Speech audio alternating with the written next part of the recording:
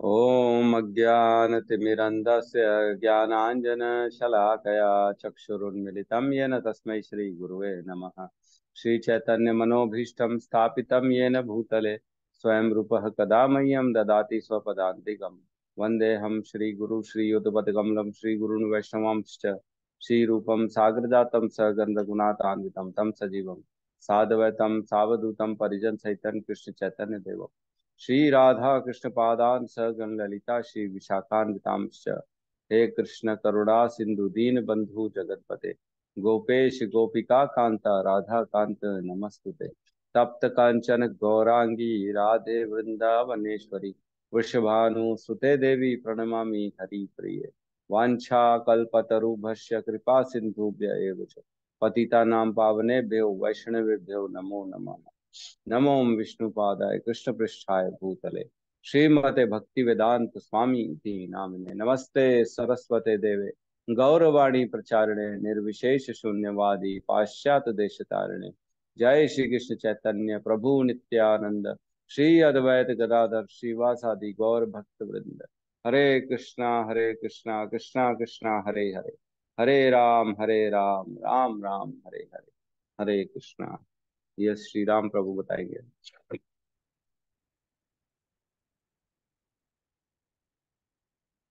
श्री राम प्रभु आपका म्यूट है।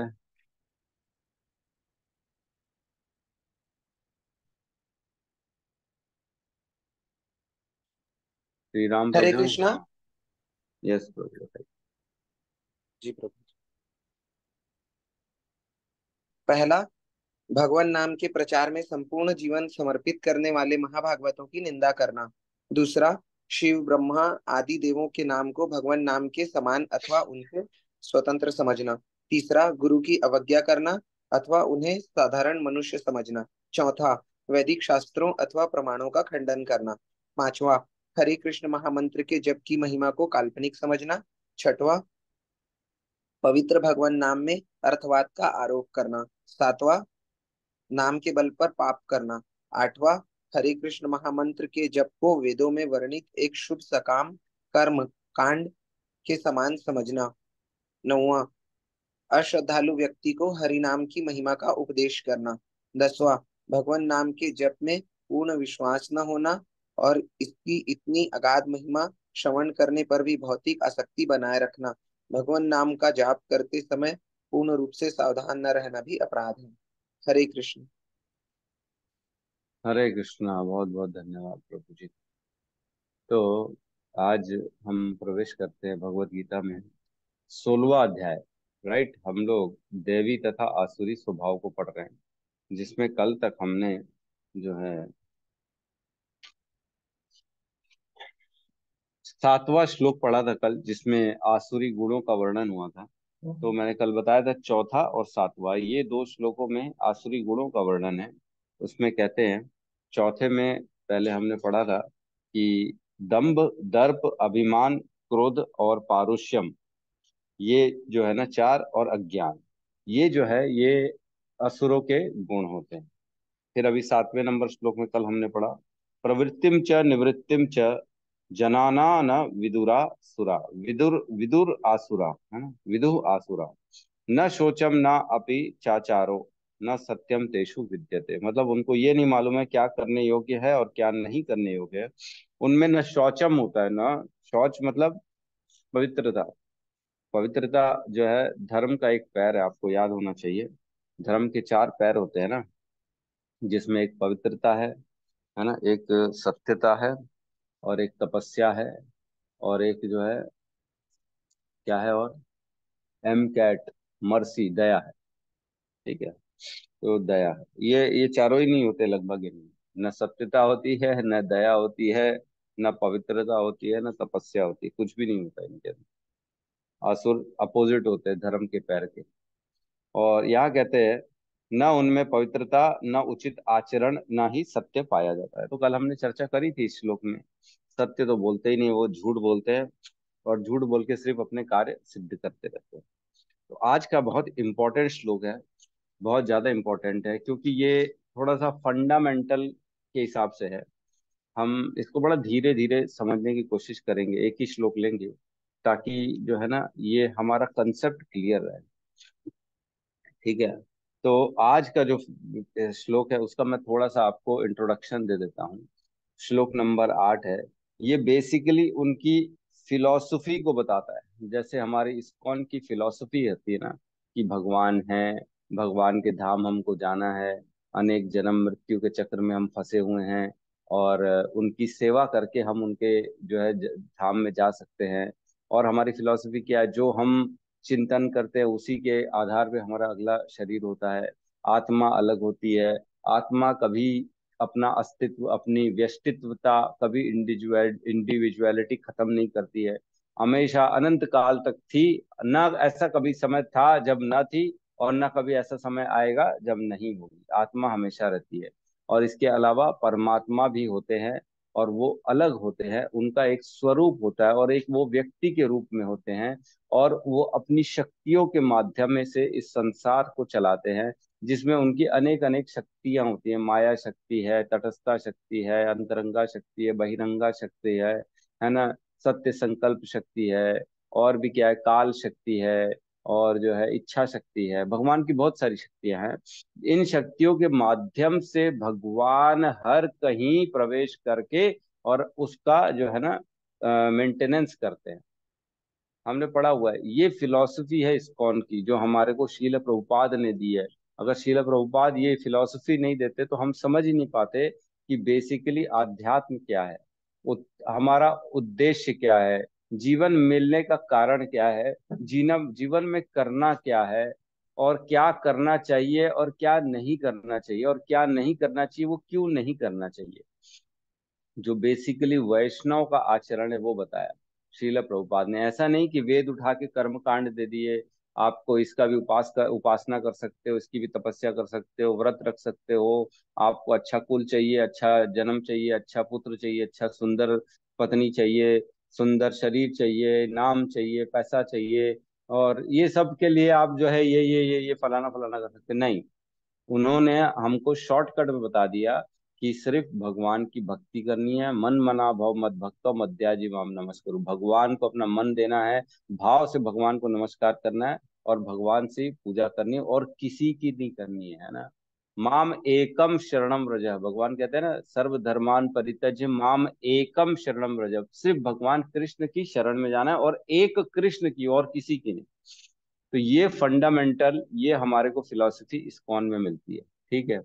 लेकिन इसका मतलब ये नहीं है कि बाकी जगह फिलॉसफियां नहीं है, है ना। फिलॉसफी हर जगह है। हर आदमी, कई लोग बहुत बड़े बड़े धार्मिक दिखते हैं, बड़े बड़े साधु दिखते हैं, ऋषि दिखते हैं, लेकिन उनकी फिलॉसफी अलग होती है, एकदम विचारधाराएं अलग होती है।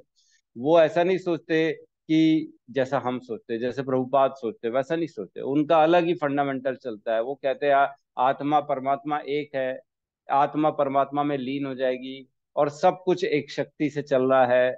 सब कुछ जो है, इवन भगवत गीता पढ़ते भी हैं वो लोग, और कई बार बोलते हैं कि भगवत गीता में जो कृष्ण कह रहे हैं, वो कृष्ण कह रहे हैं कि जो उनके अंदर में एक ब्रह्म है, उसके हमको शरण में जाना है। सोचिए, मतलब हद है, कोई भी लिमिट नहीं है। कृष्ण बोल रहे हैं मेरी शरण में आओ, तो भी कह रहे हैं, उसका अनुवाद ये निकाल रहे हैं कि कृष्ण के अंदर जो परमात्मा बैठे हैं उसके शरण में जाना है हमको। कृष्ण तो मनुष्य थे। ऐसा ऐसा फिलॉसफी है। तो आज हम इन फिलॉसफियों के बारे में चर्चा करेंगे, क्योंकि जैसे जैसे आप उत, मतलब एक मतलब क्या बोलते हैं, एक एलिजिबिलिटी आ जाती है। आप सब भगवत गीता क्लास के 16वें अध्याय में पहुंच गए, मतलब 1 से लेके 15 16 तक पूरे कंप्लीट हमने पढ़ चुके हैं। तो पढ़ चुके हैं तो अब हमको मालूम होना चाहिए कि फिलॉसफी क्या है भगवत गीता की। और ऐसे लोग भी मिलेंगे जिनको हमको काटना पड़ेगा। तो कैसे काटेंगे, तो भगवान यहाँ पे बता रहे हैं कि वो आसुरी गुण कहलाते हैं, जिनकी फिलॉसफी जो है ना ये होती है ना। तो हमको ये जानना जरूरी है कि हमको किसके पास नहीं जाना है, किन बातों को स्वीकार नहीं करना है, क्योंकि इतनी कॉम्प्लिकेटेड होती है ना। इसीलिए हमारे इस्कॉन में कहते हैं कि दूसरे के लेक्चर्स, दूसरे संप्रदाय के, दूसरे बाबाओं के लेक्चर नहीं सुनने चाहिए। क्योंकि हमको पता ही नहीं पड़ेगा कि उनकी फिलॉसफी क्या है ना। धीरे धीरे उनकी बातें तो अच्छी लगेंगी, अभी तो बड़ा बस बोलेंगे धर्म करो, किसी के साथ गलत मत करो, दान करो, गरीबों का ध्यान दो, भगवान की भक्ति करो, परमात्मा का चिंतन करो, सब चीजों से विरक्त हो जाओ, हम तो आत्मा हैं, ये समाज कुछ नहीं है, कोई सृष्टि नहीं है, कुछ नहीं है, हमको सबको एक दिन छोड़ के जाना है। ये सब तो बोलेंगे और बड़ा अच्छा भी लगेगा, लेकिन उनकी धारणा, जो उनकी फाउंडेशन है, जो उनका आधार है, वो अलग है। हमारा आधार अलग है, उनका आधार अलग है। तो अगर हम सुनते हैं ज्यादा ज्यादा, तो हम ये समझ नहीं पाते हैं कब हमारा भी आधार चेंज हो जाता है। क्योंकि हम उनकी बातें सुनते हैं, उनकी बातों को सही मानते हैं और उनको फॉलो करना चालू कर देते हैं, और उसके कारण धीरे धीरे हमारा संप्रदाय चेंज हो जाता है, हमारा जो है ना, जो गुरु परंपरा जो है वो बदल जाती है, क्योंकि हमारे परंपरा में ये सब बताया नहीं गया है और वो लोग उसको मानते हैं। तो हमने पहले भी चर्चा करी है, आध्यात्मवादी का मतलब ये नहीं है कि सिर्फ जो कृष्ण को साकार रूप में पूजते हैं। आध्यात्मवादी का मतलब ये होता है, जो भी जो भी है, जो अध्यात्म मतलब आत्मा के स्तर पर है ना। जरूरी नहीं है वो भगवान ईश्वर को भी माने, ईश्वर का एक स्वरूप माने। वो ये हो सकता है निराकारवादी हो सकता है, भगवान एक ब्रह्म है, उसी तक पहुंचाओ, है ना, उससे ऊपर नहीं पहुंचाओ। हमने पहले भी चर्चा करी है, भगवान का साक्षात्कार तीन प्रकार से होता है। पहला होता है ब्रह्म साक्षात्कार, फिर होता है परमात्मा साक्षात्कार, फिर होता है भगवान का स्वरूप साक्षात्कार। ठीक है। तो जो ब्रह्म साक्षात्कार तक हैं, उनके पास बहुत सारी फिलॉसफी होती है, अलग अलग अलग अलग अलग अलग। हम भी बोलते हैं ना, मायावादी, शून्यवादी, पाश्चात्य देश तारिणे, कहते हैं ना, नम ओम विष्णु पादाय कृष्ण पृष्ठाय भूतले श्रीमते भक्ति वेदांत स्वामी इति नामिने, नमस्ते सरस्वते देवे गौरवाणी प्रचारिणे, निर्विशेष शून्यवादी पाश्चात्य देश तारिणे। एक तो निर्विशेषवादियों और एक शून्यवादियों, इनको पाश्चात्य देश मतलब वेस्टर्न कंट्रीज में भी जाके उनको तारणी मतलब उनका भी जो है उद्धार कर दिया प्रभुपाद ने, है ना। शून्यवादी और निर्विशेषवादी, निर्विशेषवादी मीन्स वो एक विशेष, निर्विशेष, निर्विशेष मतलब जो विशेष नहीं है, मतलब ऐसा कोई, मतलब एक स्वरूप, ऐसा कोई अलग अस्तित्व नहीं मानते भगवान का। निर्विशेष, सब कुछ एक है, सब कुछ समान है, सब कुछ माया है, सब कुछ प्रकृति है, सब कुछ एक शक्ति है। ये सब विचारधारा जो होती है, ये निर्विशेषवादी होती है। और शून्यवादी मीन्स कुछ भी नहीं है कुछ नहीं है, ये सब सपना चल रहा है, एक दिन सपने से जागेंगे और सब खत्म हो जाएगा, कुछ नहीं मिलेगा, सब खत्म, जीरो। सब है, सब जीरो है, हम भी वही है, वो भी हम है, हम और वो एक है हम और एक वो एक है। तो आज हम ऐसे अलग अलग कैसे देख सकते हैं? वो एक है, हम एक है। तो मैं आज दूसरों को कैसे क्लास दे सकता हूँ जब आप और हम एक ही है? तो नहीं, सबका अस्तित्व अलग अलग है। तो ऐसे ऐसे चर्चाएं करेंगे हम आज कि मायावादी, बौद्धवादी और जैन, जैन जो है विचारधारा, और एक और उर्वाक, एक और विचारधारा आती है जिसको कहते हैं लोकायत चरवाक।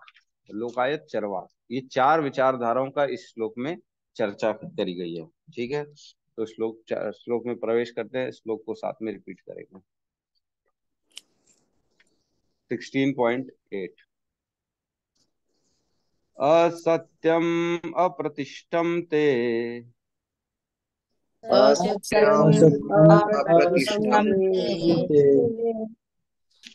जगताहुरनीश्वरम् जगदाहुरीश्वरम् जगदाहुरीश्वरम् अपरस्पर संभूतम् अपरस्पर अपरस्परं संभूतम् सम्भूतम् किं मन्यत् काम हेतुकम् किम् अन्यत् काम हेतुकम् असत्यम असत्यम अप्रतिष्ठितम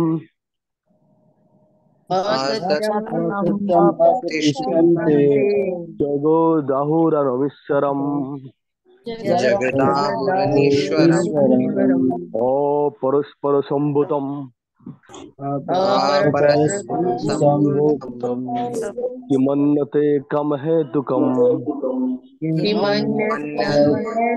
हेतुकम् असत्यं असत्यं प्रतिष्ठं ते असत्यं प्रतिष्ठन्ते प्रतिष्ठन्ते जगदाहुरनीश्वरम् जगदाहुरनीश्वरम् अपरस्परसम्भूतम् अपरस्परं सम्भूतम् सम्भूतं किमन्यत् कामहेतुकम् किम् अन्यत् हेतुकम्। अनुवाद। वे कहते हैं, कौन कहता है? आसुरी लोग कहते हैं ना। वे कहते हैं, वो प्रचार करते हैं, वो अपनी संप्रदाय का भी प्रचार करते हैं। ऐसा कह के कैसे कहते हैं वो? यह जगत मिथ्या है। पहला पॉइंट, ये जगत झूठा है। ये जगत झूठा है। ब्रह्म सच जगत मिथ्या, ये कहते हैं ना। ब्रह्म सत्य जगत मिथ्या। तो जब जगत मिथ्या है तो भोग भोगने के लिए तो सब आगे दौड़ जाते हैं। ये भी चाहिए, वो भी चाहिए, बड़ा घर के लिए मेहनत कर रहा है, पैसे के लिए मेहनत कर रहा है। कोई लड़की के लिए मेहनत कर रहा है, कोई लड़के के लिए मेहनत कर रहा है, कोई पुरुष के लिए मेहनत कर रहा है। तो जब उनकी विचारधारा है कि जगत मिथ्या है, ब्रह्म सत्य जगत मिथ्या, तो तुम क्यों प्रयास कर रहे हो? तुम अपना घर का परित्याग कर दो। घर ही मिथ्या है तो घर छोड़ दो। है। और खा क्यों रहे हो, पी क्यों रहे हो? अपना ये पाना है, नाम प्रतिष्ठा पाना है, प्रचार करना है। प्रचार भी क्यों कर रहे हो जब जगत मिथ्या है? जब आगे सामने वाला भी मिथ्या ही है, जब ये जगत मिथ्या है तो यश में रहने वाले लोग भी मिथ्या है, मतलब झूठे हैं, सच नहीं है। जब ये सच नहीं है तो आप किसी झूठे व्यक्ति को क्यों प्रचार कर रहे हो? जो है ही नहीं उसको प्रचार क्यों कर रहे हो? तो इनकी विचारधारा एकदम ही अलग है। वो कहेंगे सब झूठा है, कुछ सच नहीं है, और बातें भी ऐसी गहरी गहरी बात करेंगे। और बोलेंगे, प्रभु आपको मालूम नहीं है, आप इस भ्रम में रह रहे हो। ये संसार झूठा है, ये संसार में कुछ भी नहीं है। आप उस ब्रह्म को पहचानो, उसी में हमको लीन होना है। और आप बता किसको रहे हो? जब ये झूठा है संसार, तो उसको बताने वाला, सुनने वाला भी तो झूठा है, उसको क्यों बता रहे हो? तो इसकी फंडामेंटली अलग है। इसका जो बेस है, आधार है, वही गलत है। जगत मिथ्या जगत मिथ्या नहीं है। जगत एक सत्य है। सत्य जगत में रहते हैं और सत्य कर्म करते हैं। और जो हम कर्म करते हैं, वो कर्म का हमको पूरा का पूरा भोग भोगना पड़ता है ना। मतलब समझ पा रहे हैं ना इनकी विचारधारा और हमारी विचारधारा में कितना फर्क है? वो कहेंगे कि आप जो कर रहे हो वो जो, अच्छा, कई तो लोग ये कहते हैं जब जगत मिथ्या है तो एक चाणक्य का श्लोक आता है ना, जिसमें कहते हैं चाणक्य कि जो है, हाँ, आप जो है उधार मंगो और घी पियो। है ना। चाणक्य नीति में एक आती है नीति। किसी को मालूम है क्या, याद है क्या? नहीं।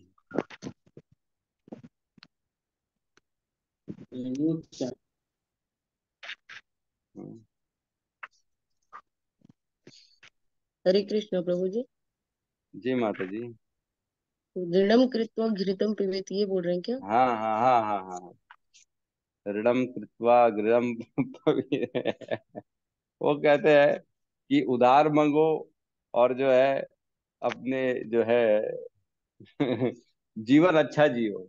एक गिलास जीवन जियो, दूध पियो, घी पियो, उधार मंगो। फिर तो मरना तो फिर किसको आना है? कोई है ही नहीं यहाँ पे। तो जो है उसको फिर आप लेते रहेगा वो कर्जा, जिसको जिससे आपने लिया वो खुद वसूलेगा। इस प्रकृति से हमको क्या, हम तो खा पी के निकल जाएंगे। हरे तो इस कृष्णा प्रकार प्रभु से जी, तभी तो बोलते हैं लोग कर्जा करके मर जा। हाँ कर्जा करके मर जाए। लेने वाला लेता है। अच्छा, तो मरे हाँ बगैर ही नहीं देते प्रभु जी, ले लिए तो देने का सवाल ही नहीं। हाँ। अरे मरने की आजकल के जरूरत ही सब नहीं ये सब आसुरी प्रवृत्तियां हैं। है ना। है जी। आसुरी लोग जो होते हैं ना, वो ये प्रवृत्ति रखते हैं दूसरों को तकलीफ देने, और वो सोचते हैं कर्म का बंधन कुछ भी नहीं है। कुछ भी नहीं होता, ये सब फालतू की बातें हैं। तो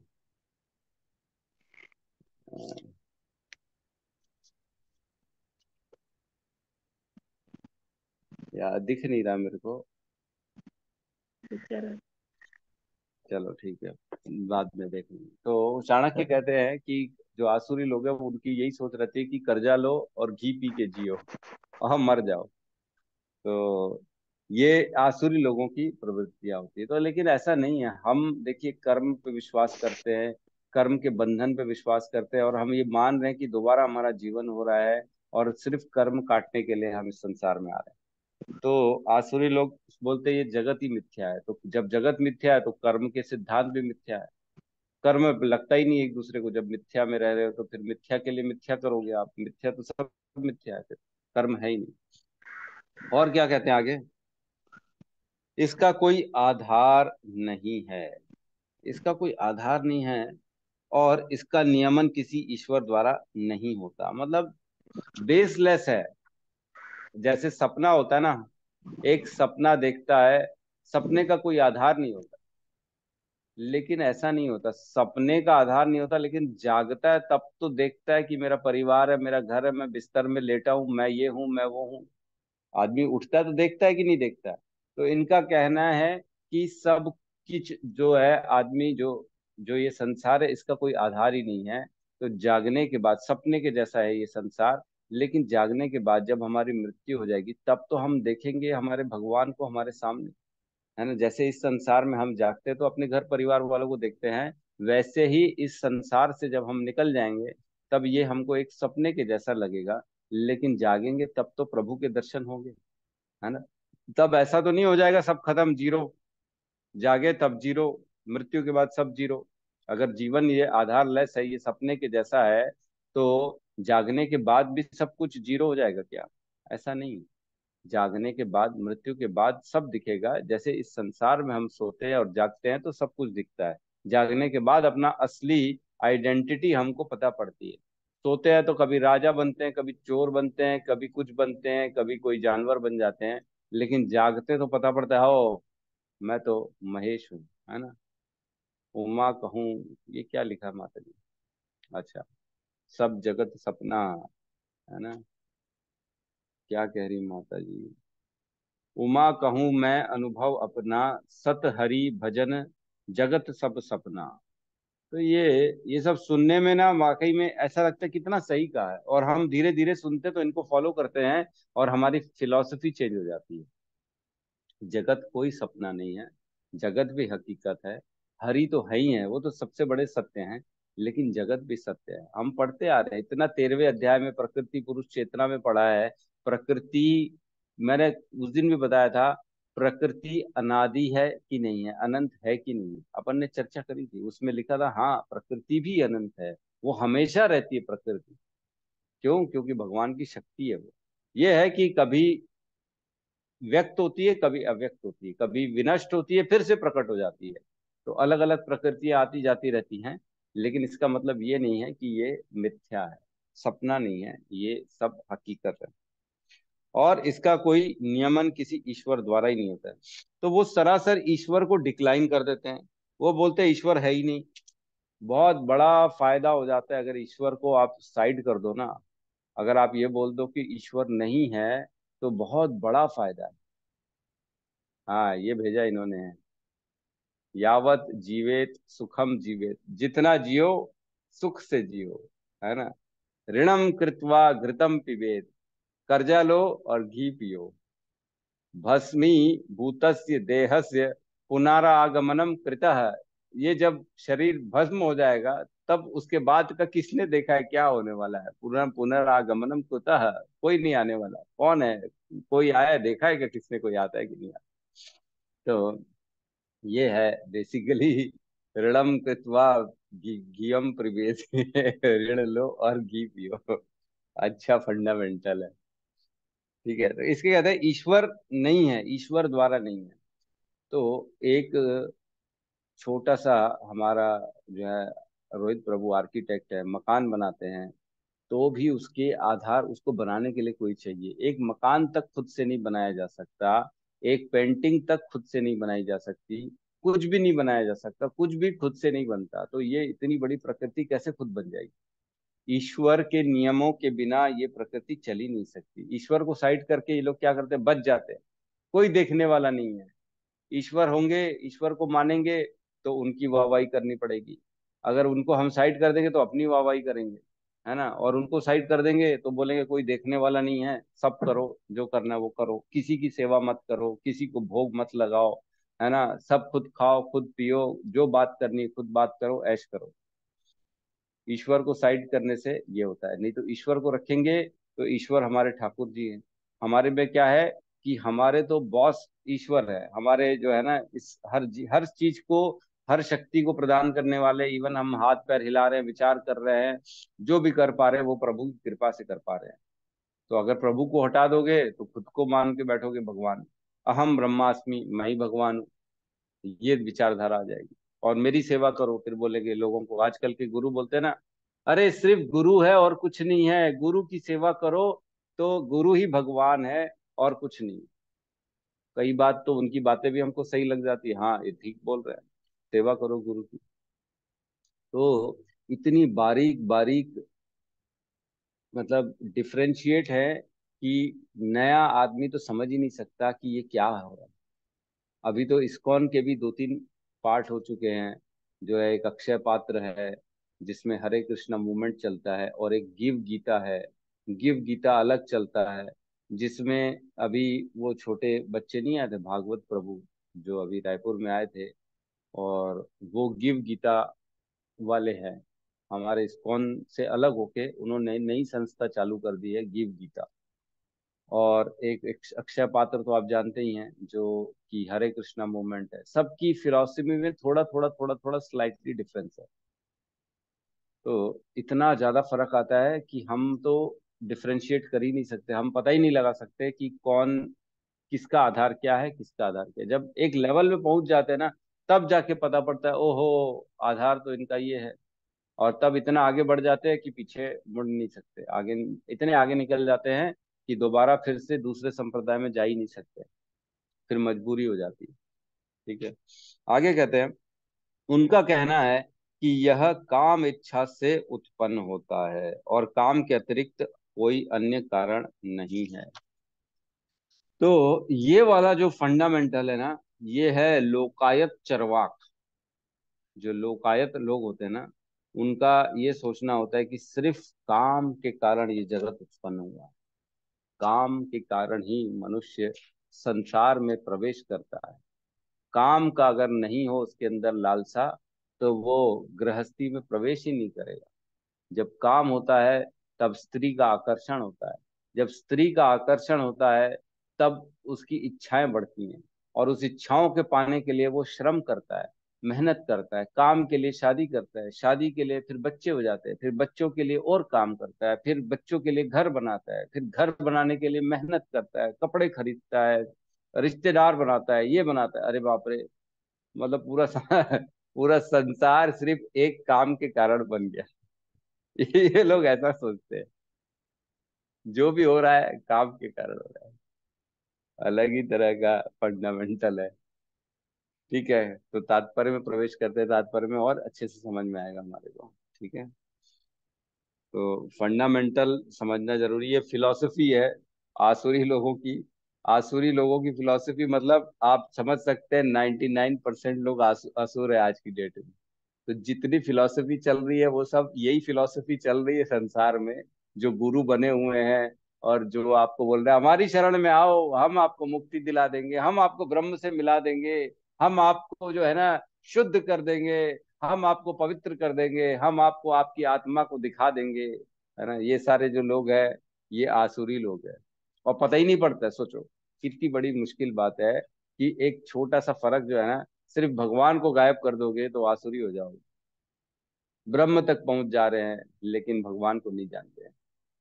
कई लोग ऐसे हैं जो भगवत गीता पढ़ लेते हैं, पूरी भगवत गीता पढ़ लेते हैं, और उनसे पूछो ना भगवान कौन है, तो वो ब्रह्म बोल देते हैं।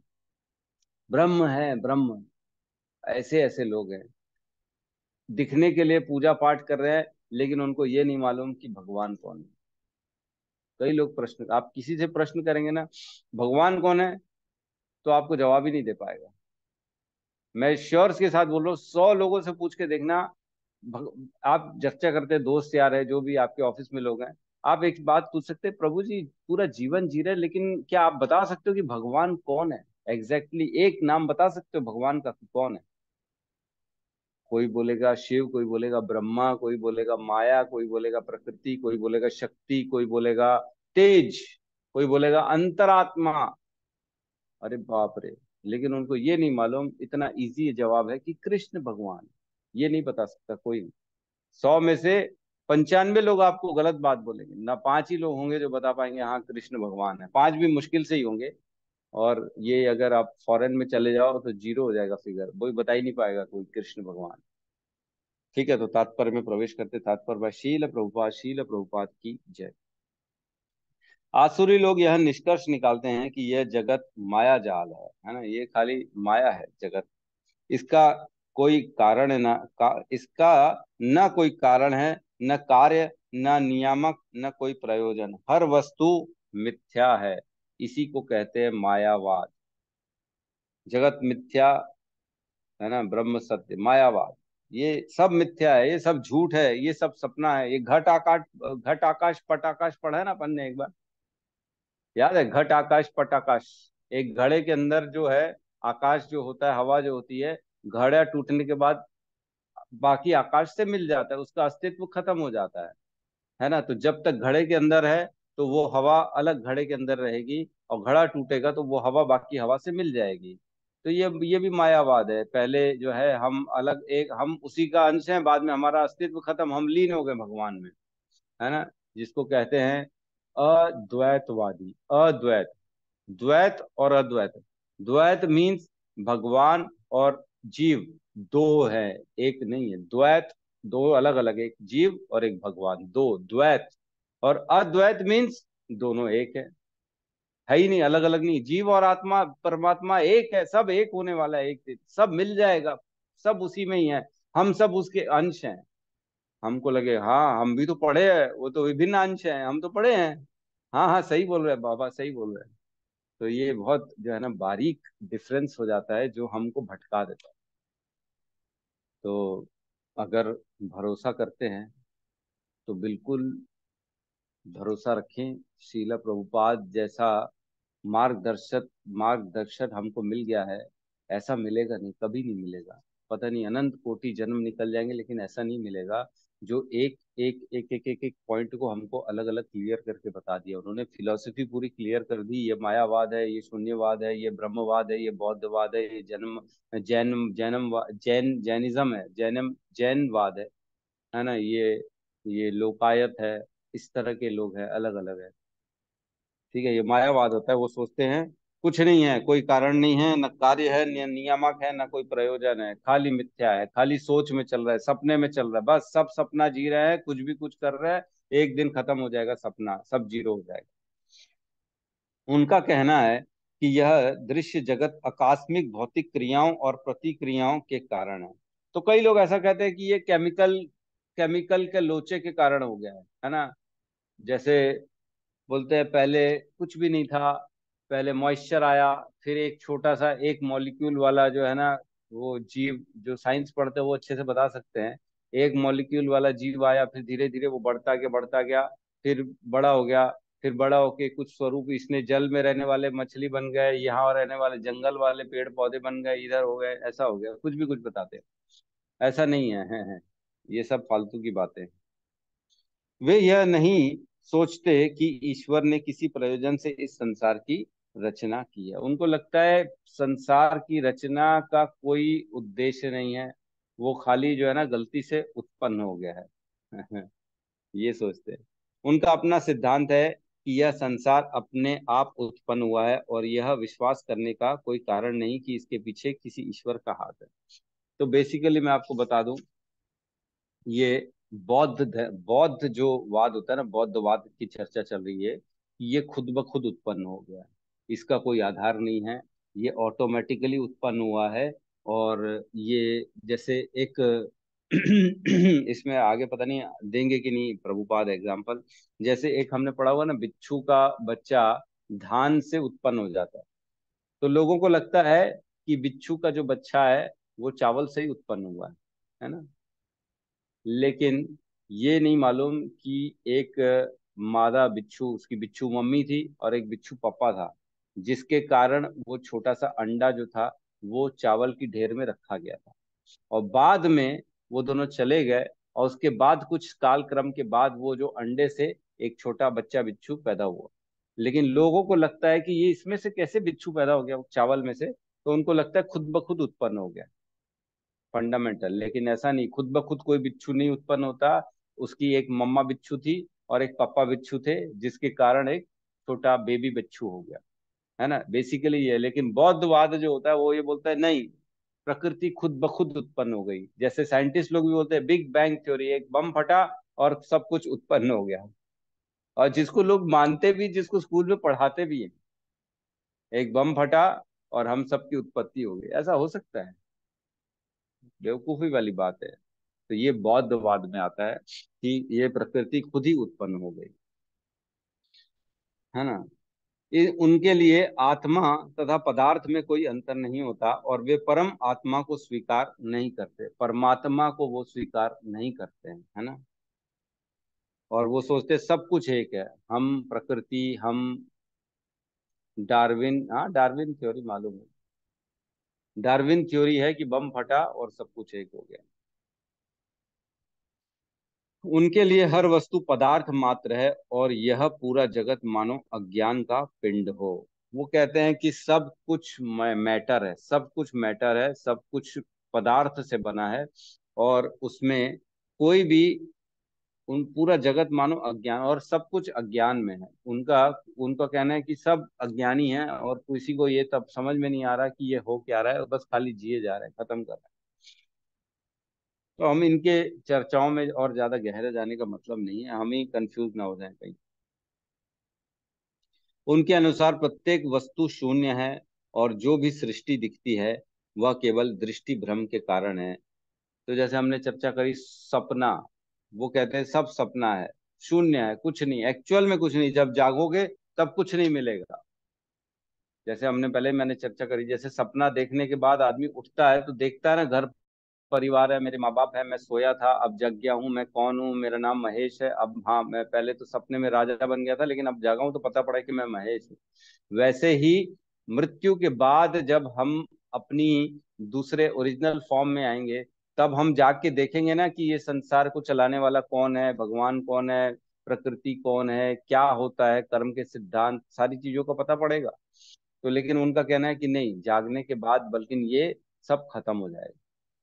तो जब खत्म हो जाएगा तो उसके बाद कौन किसको देखेगा? कोई किसी को देखने वाला ही नहीं रहेगा, मतलब न देखने वाला रहेगा ना दिखाने वाला रहेगा। तो साक्षात्कार होगा किस बात का? साक्षात्कार तो होगा ही नहीं ना फिर, अगर कुछ नहीं है तो। वे इसे सच मान बैठते हैं कि विभिन्नता से पूर्ण यह सारी सृष्टि अज्ञान का प्रदर्शन है। बेसिकली सब अज्ञान के कारण उनको ये सब, जिस प्रकार स्वप्न में हम, हाँ आ गया ऐसी, स्वप्न में हम ऐसी अनेक वस्तुओं की सृष्टि कर सकते हैं जिनका वास्तव में कोई अस्तित्व नहीं होता। अतएव जब हम जाग जाते हैं तो देखते हैं कि सब कुछ स्वप्न मात्र था। लेकिन वास्तव में, यद्यपि असुर यह कहते हैं कि जीवन स्वप्न है, लेकिन वह इस स्वप्न को भोगने में बड़े कुशल होते हैं। तो ये बता रहे हैं कि देखो, वो कह रहे हैं कि जरूर ये सपना है, लेकिन वो भोगने में सबसे आगे होते हैं।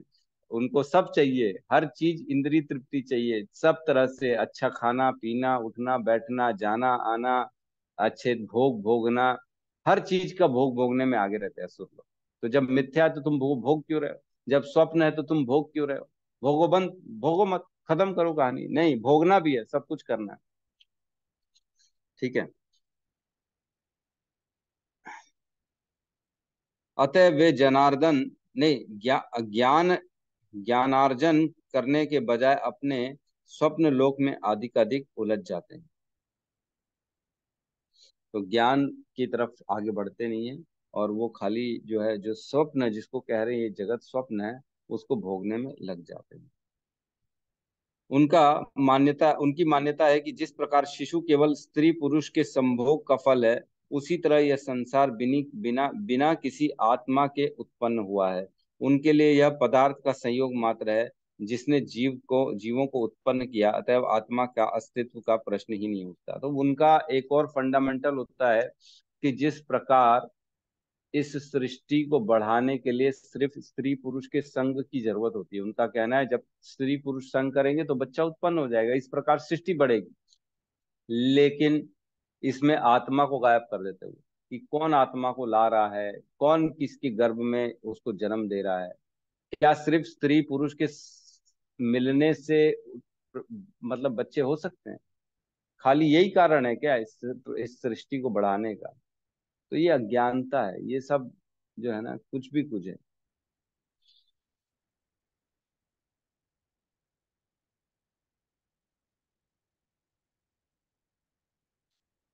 उनके उनके लिए यह पदार्थ का संयोग मात्र है जिसने जीवों को उत्पन्न किया, अतएव आत्मा के अस्तित्व का प्रश्न ही नहीं उठता। तो आत्मा को गायब कर देते और ये बोलते खाली केमिकल लोचा है, ये लोगों में मिला, केमिकल मिला, केमिकल से नया केमिकल हुआ, उससे बच्चे का शरीर पैदा होगा। ऐसा नहीं है।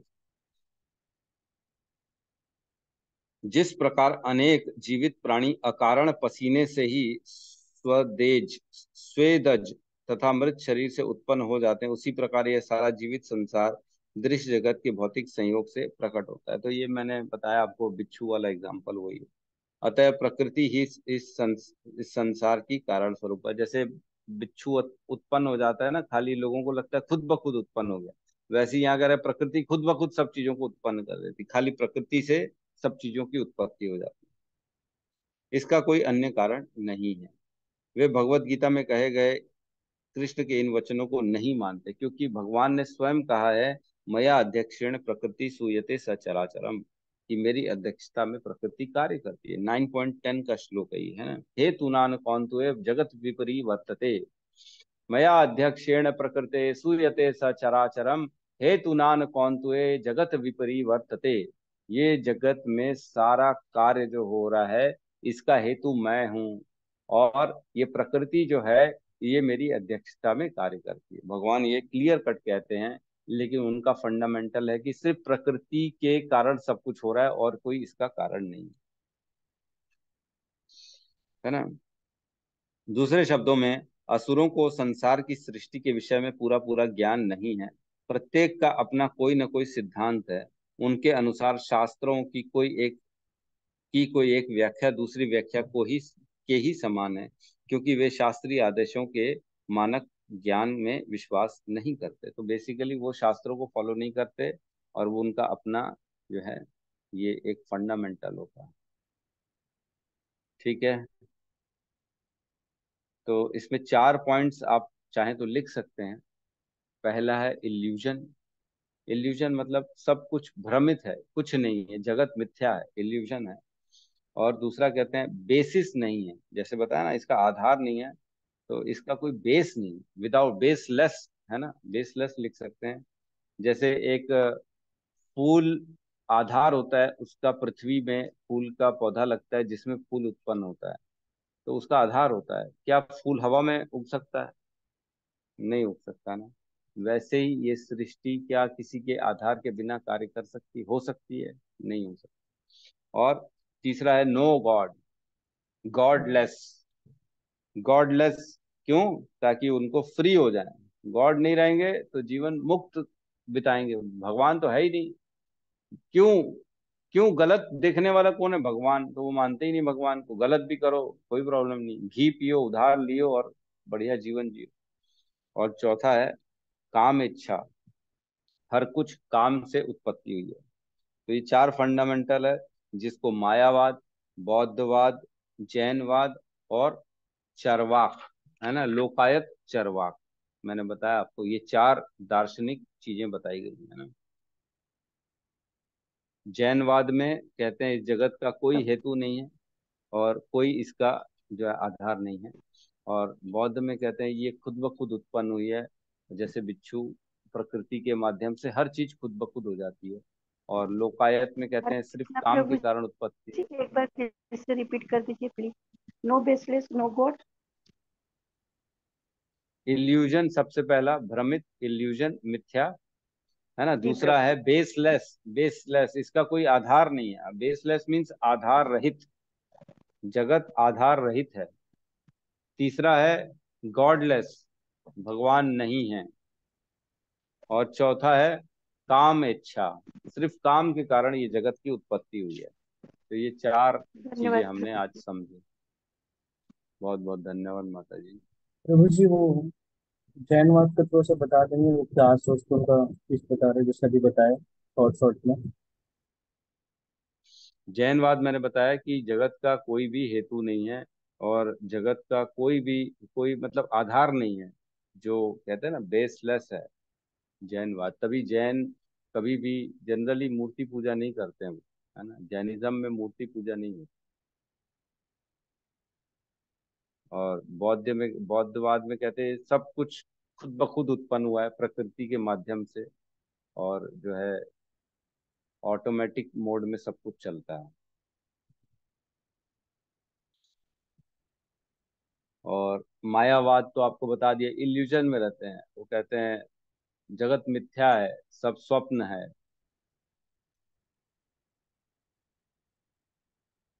और लोकायत में सब कुछ काम है, काम इच्छा से उत्पन्न होता है सब कुछ।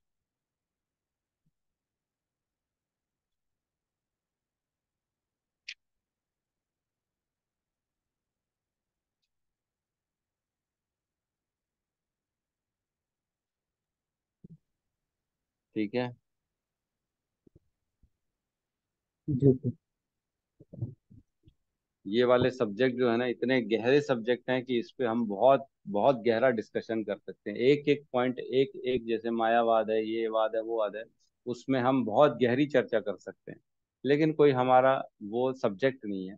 हमको सिर्फ इतना समझना है कि हम कैसे बच सकते हैं इन सब चीजों से। हमको अपना अपनी फिलॉसफी को समझना है कि हमारा आधार क्या है ना। बाकी लोगों का आधार क्या है ये नहीं समझना। यस गौतम प्रभु, कहिए क्या कहना चाहते हैं। तो मुझे ज्यादातर लोग ना, मतलब हमें हमारे ऑफिस में ऐसे कोई है तो ऐसे ही कोई बोलते हैं सब तो मतलब खत्म हो जाता है, यही जीवन है, एक ही जीवन है, ऐसा ऐसा हो गया। तो मैंने उसको बोला अगर ऐसा है तो फिर कोई, जैसे मान लो फिर कोई अमीर क्यों है, कोई गरीब क्यों है, किसी का हाथ नहीं होता बचपन से, किसी का कान नहीं है, तो ये सब चीज क्यों हो जाता है? कोई बचपन से तो कोई एकदम पाप कर्म नहीं कर रहा है। अगर सारी चीजें ऐसी हो जा रही है तो कुछ भी चीजें इतने टाइम से सारी चीजें हो जा रही है सब चीज, तो भी वो ना मानते ही नहीं हो सब चीजों को। अज्ञान, अज्ञानता ही होता है। मतलब उनको लगता है, मतलब इतना कुछ बता भी दो ना तो भी उनको कुछ मानते ही नहीं है। उनका तर्क नहीं है ना। वो सही बात बोल रहे हैं। आप उनसे पूछोगे ना कि जब रेस चालू होती है, जब अगर सब कुछ एक ही जीवन है, तो सबको शुरुआत पॉइंट से आखिरी पॉइंट तक सबको बराबर होना चाहिए, रेस में एक समान खड़े रहना चाहिए। तो किसी का कोई जीवन में पैसे वाला है, कोई गरीब है, जैसे बराबर आपने सही सवाल किया। कोई अपंग है, किसी को दिखता नहीं है, कोई कमजोर है, कोई हट्टा कट्टा है, ऐसा क्यों है? तो उनका कोई तर्क नहीं होता। सबके सब, हम सब क्यों नहीं मुकेश अंबानी के घर में पैदा होते हैं?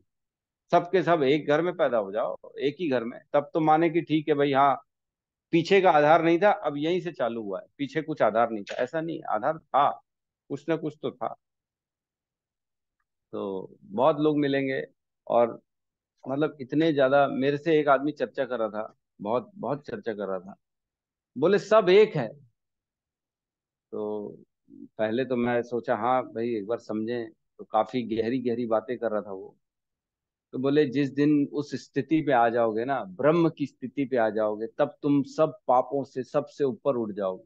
मैंने कहा बात तो सही है कि ब्रह्म स्थिति पे पहुंचना मतलब वो स्थिति जिसमें आदमी पाप पुण्य समान, दुख सुख द्वैत अद्वैत सब ऊपर हो जाता है, द्वंद्वों से मुक्त हो जाता है। तो मैं बोला लेकिन आप इतनी गहरी गहरी बातें कर रहे हो, आप तो नॉनवेज खाते हो। और नॉनवेज खाता है और शौक से खाता है। मैं आप तो नॉनवेज खाते हो। तो बोले मैं उस स्थिति पे आ गया हूँ, अब मेरे लिए सब एक है, नॉन वेज वेज सब एक है। तो मैंने कहा जब एक है तो आप वेज क्यों नहीं खाते हो, नॉन वेज क्यों खाते हो, किसी को मारते क्यों? बोले सब एक ही है, एक है, कोई फर्क नहीं पड़ता। और मैंने कहा हत्या कर रहे हो, बोलते हो कोई फर्क नहीं पड़ता, कुछ भी कुछ बात करते हो यार। मैंने कहा देखो भाई, मेरे को वो कन्विंस करने की कोशिश कर रहे थे कि तुम जो है, तुम अभी मेरे सामने छोटे हो, तुम अभी, तुमको वो स्थिति में नहीं पहुंचे हो, तुमको कुछ मालूम नहीं, मेरे को वो ऐसा ट्रीट कर रहे थे। मैं देखो, उम्र से मैं भले छोटा हूँ आपसे, लेकिन अगर आपकी ये फिलॉसफी है ना कि नॉनवेज खाना अलाउड है, तो मैंने कहा मैं दूर दूर तक ऐसी फिलॉसफी को बेकार मानता हूँ, गंदी मानता हूँ, भद्दी मानता हूँ।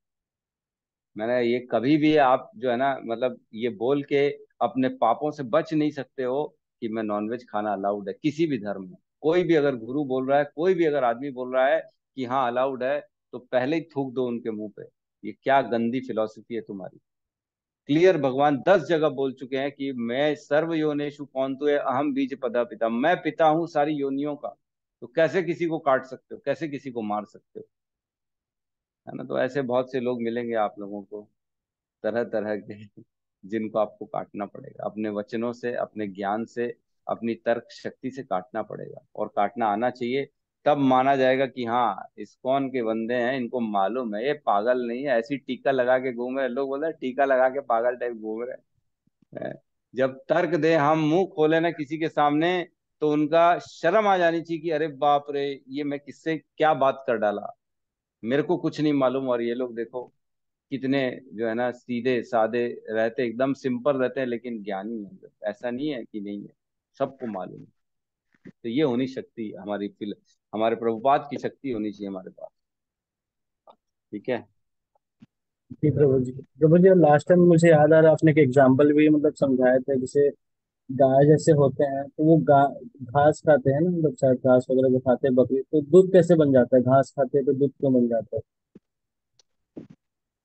हाँ पिछले साल की क्लास में। हाँ हाँ।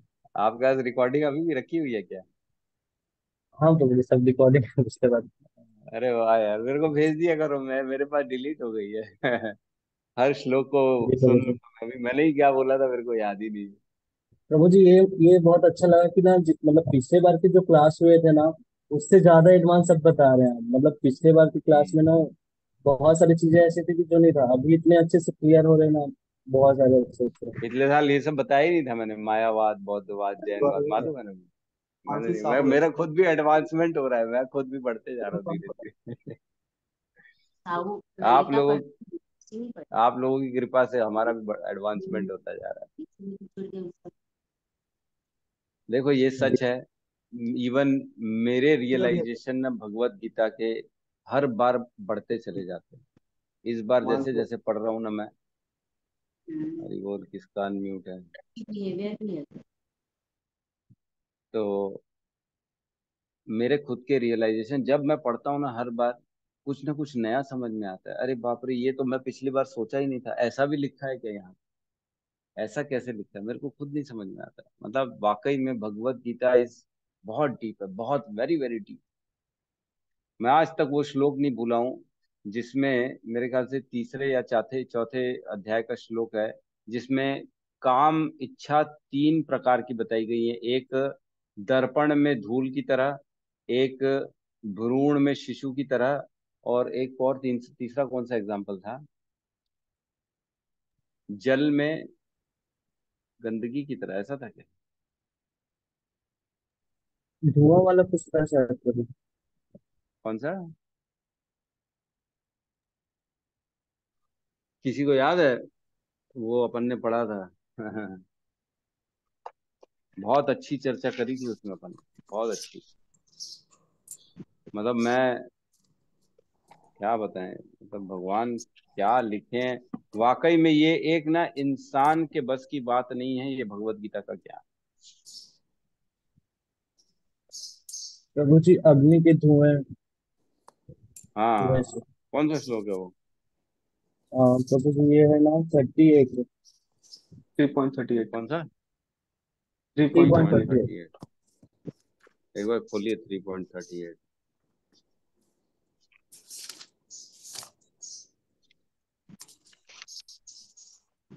3.38, जिस प्रकार अग्नि से धुआं दर्पण धूल से अथवा भ्रूण गर्भाशय से आवृत रहता है, उसी प्रकार जीवात्मा इस काम के विभिन्न मात्राओं से आवृत रहता है।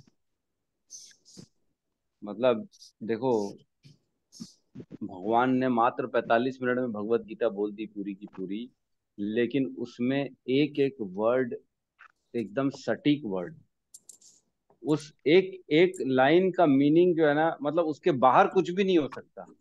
जितना बोला है भगवान ने उतना ही होगा, पूरी भौतिक प्रकृति में उससे ज्यादा हो भी नहीं सकता।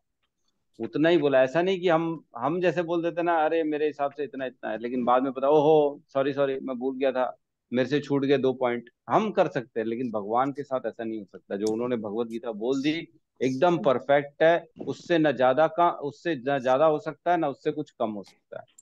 तो ये 3 स्टेजेस में उन्होंने बताया था कि काम एक आदमी के अंदर रहता है, जैसे अग्नि में धुआं, दर्पण में धूल, और भ्रूण में, गर्भाशय में भ्रूण। बहुत मतलब हिला देने वाला था ये वाला श्लोक मेरे को। मैं तो बहुत ज्यादा पागल हो गया था ये पढ़ के कि हे भगवान, कितनी गहरी बात कर दी है। मेरे को समझने में 1 साल लग गया। पिछले साल भी पढ़ा, नहीं समझ में आया, इस साल भी पढ़ा तो थोड़ा बहुत समझ में आया। बहुत गहरी बात है। ठीक है, पढ़ना चाहिए। जितना जितना पढ़ेंगे ना, आपको ऑटोमेटिकली रियलाइजेशन बढ़ते चले जाएंगे कि क्या क्या लिखा है भगवत गीता में। बाप रे बाप। ठीक है, तो बने रहिए हमारे साथ भगवत गीता के सत्र में। जो हरे जो कृष्ण। भगवत गीता पढ़ेगा ना। जी माता जी, हरे कृष्णा, बोलिए। हरे कृष्णा प्रभु जी, ऐसे ही अभी वो गीतम, अभी जो श्लोक आया, कर्जा करो दूध घी पियो, उस पर मुझे कुछ सवाल पूछना है। प्रभु जी, अपन हाँ को जी। अपना अपन जो है इसमें वैष्णव में तो यही समझते हैं कि हमने उसका लिया है, दे दिया। लेकिन जो लेते हैं, देते नहीं है, तो सचमुच में लाखों लाखों, 1.5-2 लाख रुपए डुबा देते हैं। तो वो हमने दिया क्या उन्होंने लिया? उनका था वो, ऐसा क्या सोचने का। लेते लेते टाइम तो बड़े दीन दयाल बन के आते हैं, दीन दुखी बन के, फिर देते ही नहीं है। तो उनको क्या सोचने का, यही सोचने का कि उनका हमने खाया था पिछले जन्म में। हाँ, देखो ऐसा है कि जो वैष्णव होता है ना, वो जितना याद है ना उसको, जितना याद है कि मैंने इससे लिया है, मैं तो जो जो याद है ना, वो कर्म तो जीरो कर दो आप। याद है आपने लिया है तो आप दे दो। अब जो याद ही नहीं है, पिछले जन्म का हो सकता है भैया, अब वो उसने खा लिया मेरा, मैंने पैसे किसी को दिए, वो वापस ही नहीं दे रहा है। याद तो है मेरे को लेना है, लेकिन वो दे नहीं रहा है। तो हम जी क्या कर प्रभु। सकते हैं? लड़ तो सकते नहीं है। तो हम नहीं यही सोचते प्रभु। हैं कि ठीक है भाई, मेरे को, मैंने जो है दिया होगा, हो सकता है उससे लिया हो तो उसने खा गया मेरा। हम यही सोच सकते हैं, लेकिन हमको किसी का खा के नहीं बैठना। नहीं, अपन तो वही सोचते हैं प्रभु जी कि अपने को किसी का भी जब लेना ही नहीं है, जैसे अपना कोई नहीं दिया तो क्या करने का। अभी एक हमारी एडवोकेट मित्र है, उन्होंने प्रभु जी, वो हाई कोर्ट में अच्छा खासा चलता था उनका प्रैक्टिस वगैरह। फिर उसका प्रभु पति जी जो था ना, पति प्रभु जी, तो वो बहुत पीता खाता था। तो उस बिचारी ने क्या किया, सब जो जो मांगने आया सबका दिया उसने। फिर उस उनके नाम से जो नहीं आया उसके लिए बनारस में उन्होंने आश्रम रहने के लिए फ्री बनवा दिया, कि जो भी रह जाए वहां फ्री रहे, उसको घूमने फिर रहने का चार्ज नहीं लगेगा, दर्शन करे करे। लास्ट में उनके कर्म इतने खराब प्रभु जी की, 2 बच्चे थे, एक बच्चा 54 में एक्सपायर हो गया। और वो बच्चे आजकल तो प्रभु जी है, नहीं है वो सुखी हैं जिनके नहीं है। इतना वो डिप्रेशन में चली गई, कुछ देखते नहीं थे कि वो डिप्रेशन में गए हैं, और जबकि इतना उसका हाई कोर्ट में प्रैक्टिस चलता था। और आज के दिन में वो किसी का भी नहीं लिया। और प्रभु जी, वो मनी महेश भी जाके आई, शिव जी की भक्त है, फिर आज उसको वृद्धा आश्रम में रखा है।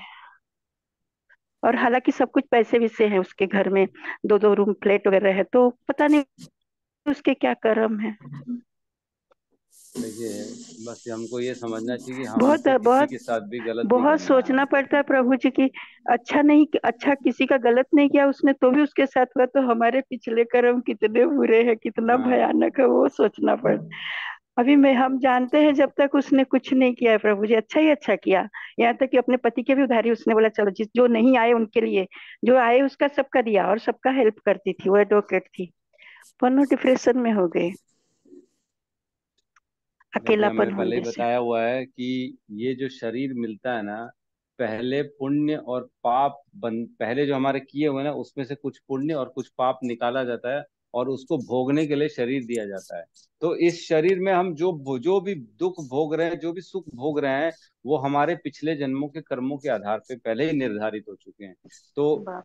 इस जन्म के जो कर्म बनेंगे, वो हमारे आगे आने वाले जन्मों में हमारे को काम देंगे। तो हम इस जन्म में जो पुण्य कमा रहे हैं, वो आगे हमारे को काम आएंगे, और जो इस जन्म में हम जो भोग रहे हैं, वो पिछले जन्मों के कारण हम भोग रहे हैं। ये समझना चाहिए हमारे को, और जो कि फैक्ट है, समझना क्या यही है। और शास्त्र जी भी यही कहते प्रभु हैं। जी। मेरे साथ ना, मेरे पर्सनल, आपको मैं आप लोगों को शेयर करता हूँ, अभी कल ही की बात है। मैं ना 2 साल पहले, 2-3 साल हो गए मेरे को, मैं पहले बैडमिंटन खेलता था, दूसरे की मेंबरशिप में खेलता था, एक मेरा मित्र था उसकी मेंबरशिप में खेलता था, और रोज का वो लोग चार्ज करते थे पैसा।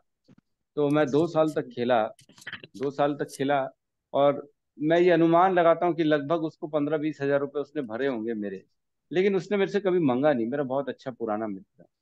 मेरे को बहुत दिन से ख्याल आ रहा है कि यार मेरे को ना उसको पैसे दे देने चाहिए, मेरे को तो इतनी समझ है कि पैसे लगे उसके, तो फिर मैं क्यों ऐसे बंधन का कार्य करूँ। तो कल ही पैसे मैंने उठा लिए 20 हजार रुपये, उसको मैं देने जाऊंगा आजकल।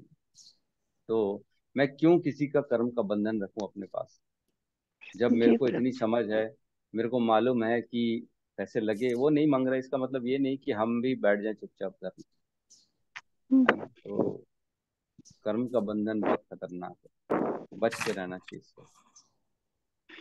वो बेचारा तो ये जन्म में बच बच के गई, लेकिन पता नहीं उसके पिछले जन्म के कर्म क्या है। वही तो डर लगता है कि क्या क्या है प्रभु जी, कैसे कैसे लोग। तो बहुत भयानक है प्रभु जी। यही तो समझना है कि पिछले जन्मों के जो हमारे इतने सारे गंदे कर्म है वो कैसे कटेंगे।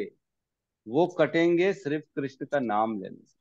ये यही तो बहुत बड़ी एक संपत्ति हमको मिल जाती है कि इतने जन्मों का हम पाप को काट सकते एक जन्म में भगवान का नाम। जी प्रभु जी। वो मैं भक्ति करती थी, पर वो शंकर जी का करती थी, सबे करती थी प्रभु जी। तो अभी अभी समझ में आया, कुछ उसके कटे नहीं, कर्म नहीं ठीक कटे है। प्रभु जी। यस प्रभु, राहुल प्रभु, कहिए क्या कहना चाह रहे हैं। धन्यवाद प्रभु जी। हरे कृष्ण। धन्यवाद माता जी। हरे कृष्ण प्रभु जी, धन्यवाद प्रणाम। दंडवान प्रणाम प्रभु जी।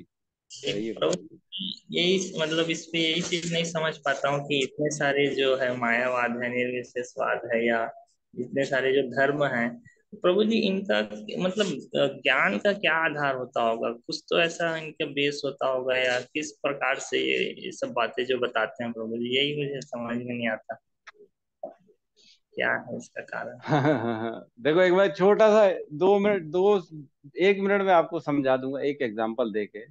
जैसे जैनवाद है, जैनवाद की बात चर्चा करते हैं तो जैन कहाँ से है? ऋषभ देव जी से। और ऋषभ देव जी का चरित्र पूरा भागवत में आता है, जिनके 100 पुत्र हुए, जिनके बड़े पुत्र जो थे वो भरत महाराज थे, जिनका 3 बार जन्म हुआ, हमने जानते हैं। जिनके पुत्र बहुत बड़े जो है ना, वो राजा रघुगुणा को भी उन्होंने वो ज्ञान दिया, और वो स्वयं भागवत का फॉलो करने वाले थे।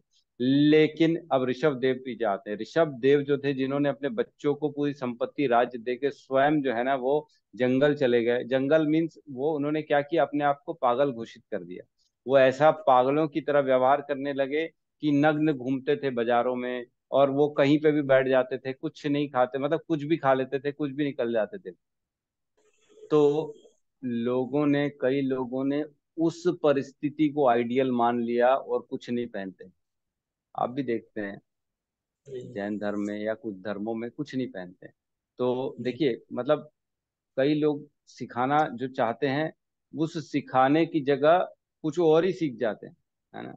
कई लोग, मैं बोलूंगा कि जो है ना, हमको अच्छे से पंखा चला के, जैसे प्रभुपाद ने लिखा है, सुबह उठो, दंत मंजन करो, बाल बनाओ, अच्छे कपड़े पहनो, फिर उसके बाद जो है अपना दिनाचर्य चालू करो। शास्त्र में अपन ने कल पढ़ा था ना, शौचम का अर्थ क्या होता है ना।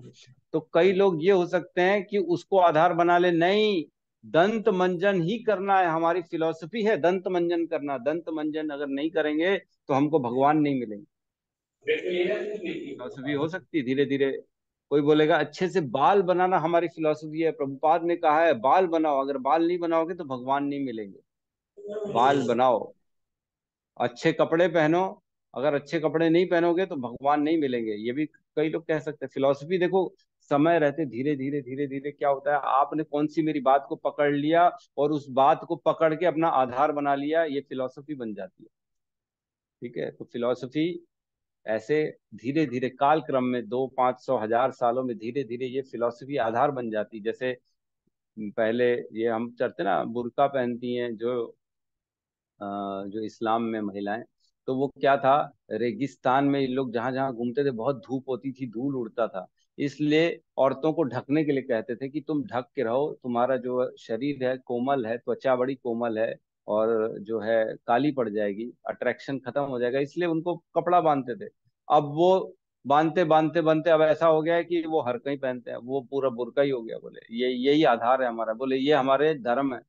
ये धर्म नहीं है, ये तो तुम्हारा बचाव था सूरज से, रेती से, डस्ट से, अपने त्वचा के बचाव के लिए आप लोगों को ढका जाता था।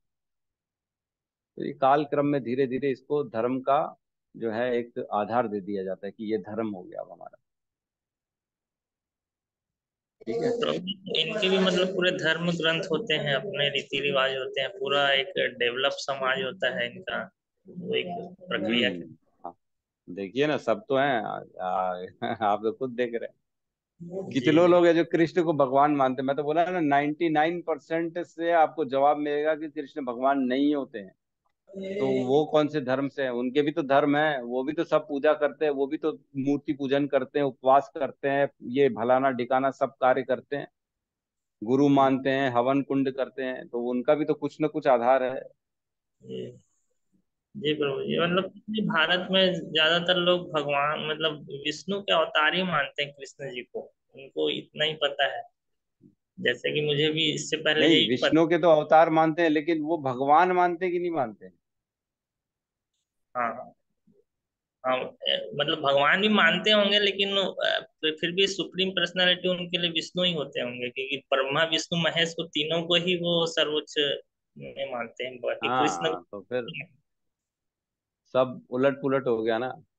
सब उलट पुलट हो गया, है ना। उसको इतना डीपली मतलब पता नहीं होता कि कितने प्रकार के विष्णु है, क्या फिर हाँ। उनकी सन है, वो एक अलग ही अब ज्ञान है। कोई जी। कोई बोलने लगे कि भैया रायपुर में ना नचरानी जी की क्लास बहुत अच्छी है भगवत गीता की।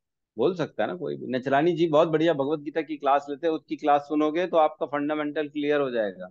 जी तो नचरानी जी का मतलब ये थोड़ी है कि मेरा पुत्र वो भी तो नचरानी है, मेरा भाई भी नचरानी है, मेरे चाचा भी नचरानी है, वो भी नचरानी है, वो भी नचरानी, सब नचरानी।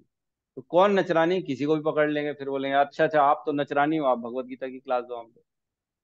तो ये देखो, एक स्पेसिफिक होना चाहिए, क्लियर होना चाहिए कि क्या कैसे कौन, ये क्लियर होना चाहिए। ये क्लियर नहीं होता किसी को, तो इसलिए भटक जाते हैं। वो किसी को भी पकड़ लेते हैं, नहीं नहीं नचरानी बोला बस बात खत्म, गुरु आ गया, फाइनल है, मैंने नचरानी सुना, अब नचरानी को पकड़ूंगा, जो नचरानी होगा उससे क्लास सुनूंगा, अब चाहे वो अज्ञानी क्यों ना हो। वो बस उसको भी मजा आ रहा है कि मेरे को चेले मिल गए, कुछ का कुछ सुना रहा है, अर्थ का अनर्थ सुना रहा है, और बढ़िया भोग भोग रहा है। और यहाँ जो है ओरिजिनल ज्ञान इधर साइड हो गया बाकी गौड़ ज्ञान ऊपर हो गया।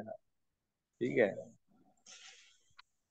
जी जैसे कई लोग बोलते हैं ना, प्रभु जी शेर है हमारा बच्चा, शेर, बोलते हैं ना कि नहीं बोलते? बोलते हैं। तो क्या सच में शेर है? तो शेर है वो, नहीं शेर है वो। नहीं। क्या करता है वो?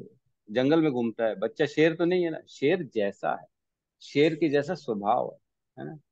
गंगा, गंगा में जाओ मजा आ जाएगा। गंगा में जाओ का क्या मतलब होता है कि गंगा में एक दो आप डुबकी लगा के बाहर आ जाओ। गंगा में जाओ मतलब बह जाओ क्या गंगा में? है, हरिद्वार से लेके बंगाल तक बहते रहो गंगा में, नदी में, ऐसा इसका मतलब ये थोड़ी है। तो शास्त्रों का अर्थ जो है ना प्रॉपर लेना आना चाहिए, हर कोई नहीं ले पाता। तो जो लोग नहीं ले पाते वो बह जाते, वो इधर उधर बह जाते, उनका जो है ना समझ, अंडरस्टैंडिंग अलग हो जाती जी प्रभु जी, आप शास्त्र का बोले तो मतलब ये जितने भी प्रकार के हैं, जो भी बौद्धवाद जैनवादी लोग शास्त्र को मानते ही नहीं हैं, एक प्रकार से। है। देखो मैं वही वही बताया ना, शास्त्र को मानते कैसे नहीं है, आप फिर वही बोल रहे हो, मानते हैं लेकिन अर्थ को अनर्थ ले लेते हैं। जैसे मैंने बताया शेर है, तो शेर को शेर थोड़ी समझेंगे। हैं, जी आज बोलेंगे कि जो है चांद मेरे धरती पे उतर आया। चांद कभी धरती पे आता है क्या? नहीं, आता है क्या? घर के अंदर आता है क्या चांद? नहीं आता। सूरज देखो मेरी खिड़की पे आ गया, खिड़की पे आता है क्या सूरज? नहीं आता। तो ये समझ की फर्क है। अगर भगवान ने भगवत गीता में लिखा है कि धर सर्व धर्मान परित्यज माम एकम शरणम रज, तो वो क्या बोलेंगे कि ब्रह्म की शरण में जाना है, जो भगवान के अंदर बैठे हुए हैं। अर्थ का अनर्थ कुछ भी कुछ लेना, कहने का मतलब वो लेंगे, शास्त्र को लेंगे, लेकिन जो उसका प्रॉपर अर्थ होता है। चलो आपने इतना बोल ही दिया ना, तो आपको एक चीज बता देता हूँ, सबके लिए इम्पोर्टेंट है, जो कि देखो शास्त्र होते हैं ना, उसके दो मीनिंग होते हैं। एक होता है अभिधा वृत्ति और एक होता है गौण वृत्ति। ठीक है। जी एक अभिधा वृत्ति होता है एक डायरेक्ट मीनिंग, मतलब जो बोला गया एज इट इज, यथावर्ड, वर्ड टू वर्ड उसको मानना और उसको फॉलो करना। और एक होता है गौड़ वृत्ति, मीन्स एक उपमा दे के समझाई जाती चीज को कि इसका मतलब ऐसा होना चाहिए, है ना। तो जैसे हमने एग्जांपल दिया आपको कि शेर है, गंगा है, मेरा घर गंगा में है, गंगा में है तो गंगा तट पे है मेरा घर, गंगा के अंदर नहीं, है ना। इस तरह की उसकी एक इनडायरेक्ट मीनिंग होती है और एक अभिधा होती है कि direct as it is, word to word final. तो जैसे भगवान ने बोला सर्वधर्मान माम, सर्वधर्मान परित्यज मामेकम शरणम व्रज, तो इसका अर्थ हमको अभिधा लेना पड़ेगा, डायरेक्ट मीनिंग लेना पड़ेगा कि जो कृष्ण है वो उनकी शरण में जाना है।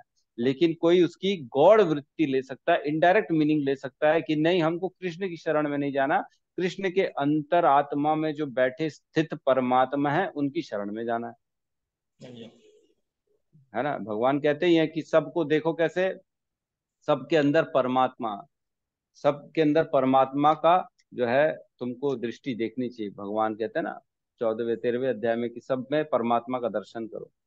तो कृष्ण में भी परमात्मा का दर्शन करते, बोलते कृष्ण के अंदर भी तो परमात्मा है, समझ रहे हो। तो इस टाइप के लोग रहते हैं जिनकी अलग अलग वृत्तियां रहती हैं।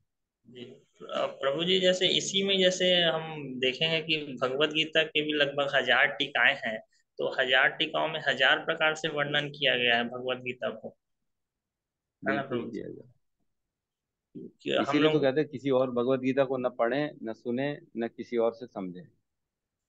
जी तो मतलब प्रभु जी उन लोग भी अपने हिसाब से उस पर व्याख्या करके रखे हैं कि ये इस प्रकार से है, जैसे कि बौद्धवाद है, जैनवाद है, मायावाद है, वो उनकी अलग फिलोसफी, और जो भगवत गीता को बिल्कुल पढ़ते हैं वर्णन के हिसाब से उनकी अलग फिलोसफी। बिल्कुल बिल्कुल, हर भगवत गीता को आप पढ़ोगे ना तो उसका श्लोक का मीनिंग जो इसमें लिखा है और उसमें लिखा है जमीन आसमान का फर्क हो जाएगा, उनकी अंडरस्टैंडिंग ही अलग है। वो कुछ का कुछ समझते हैं और प्रभुपाद ने जो है एग्जैक्ट मीनिंग निकाल के बताइए कि इस श्लोक में क्या मतलब होता है इस श्लोक का। जी प्रभु। ठीक है। जी जी धन्यवाद प्रभु जी, हरे कृष्ण। हरे कृष्णा। तो प्रभु जी ने जैसे संकल्प किया था कुछ समय पहले कि संडे की क्लास को हम आधा घंटा खींचेंगे ही खींचेंगे, तो आज वो संकल्प में पूर्ण हो गए राहुल प्रभु। आज इन्होंने आधा घंटा हमारी क्लास को खींच ही दिया। प्रभु नहीं बताया पूरा। हाँ, और भी लोग चर्चा करेंगे तो और ज्यादा अच्छा से होगा प्रभु जी, बाकी लोग। वही तो बोला, संडे आपने चर्चा खींच ही डाली, और खींच डाली है तो फिर और भी किसी को कुछ पूछना है तो पूछ ही लीजिए, कोई क्या प्रॉब्लम है। जी जी सब सेशन शामिल होंगे। हमारा चालू है। जी प्रभु जी ने बहुत अच्छा टॉपिक है, क्योंकि हर बार हमको देखने मिलता है कहीं ना कहीं, मतलब ऐसे तर्क वितर्क करते रहते हैं लोग हमको, मतलब काटने की, अरे ये तो भक्ति करता है ना, चलो आज इससे हम ये पूछते हैं, ये पूछते हैं, इधर उधर की बातें करते हैं। जी हम्म। प्रभु जी, अक्सर ऑफिसों में थोड़ा सा हो ही जाता है